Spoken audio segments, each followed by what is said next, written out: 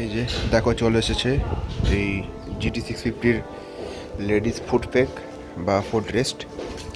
এটা এইখানে back foot রেস্টের পেছনে এরমভাবে এতটা জায়গা নিয়ে ইনস্টল হবে। তো এটা আমার ওপেন বক্স ডেলিভারি হয়েছে। তো দেখো কি সুন্দর কোয়ালিটিটা। এটা ওই দিকের। তো এটা দেখো এইদিকে এটা এরকমভাবে এই যে এই ছোটো নাটটা এখানে সাইলেন্সারের নাটের সঙ্গে এখানে জুড়ে যাবে। তো ঠিক এরকম দেখতে লাগবে। তো চলো ইনস্টল করে ফেলি। এটা দেখো এটা লেফটের আর এটা রাইটের, এই দুটো। এই যে দেখো এই নাটটা এখানে ছিল, এখান থেকে ঢিলা করে 12 নম্বর রিং দিয়ে এটা ঢিলা করলাম।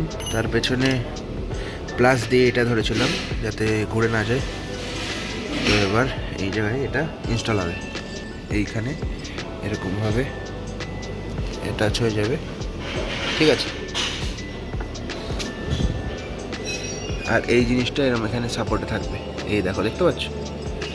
এই যে দেখো জাস্ট এখানে এটা ফিট করেছি, এখনও টাইট দেয়নি, এখনও টাইট করিনি। দেখো এরকমভাবে জাস্ট লেগে যাবে, ঠিক আছে। এবার এটাকে টাইট করব। এই যে দেখো এই দিকেরটা লেগে গেছে, টাইট করে ফেলেছি। এবার ওদিকের বোল্টগুলো খুলেছি, এই দেখো। এবার এখানে ওদিকের মতো সেমভাবে লাগিয়ে আমরা টাইট করে দেবো। এই দেখো,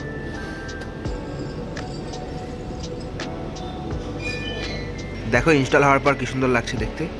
আর এটা ভীষণ ইউজফুলও। দেখো এখানে যদি এইটুকুনির মধ্যে পা রেখে পেছনে কেউ যদি বসে, সাইলেন্সারে দেখো আমার দাগ হয়ে গেছে, এই দেখো, দেখতে পাচ্ছ?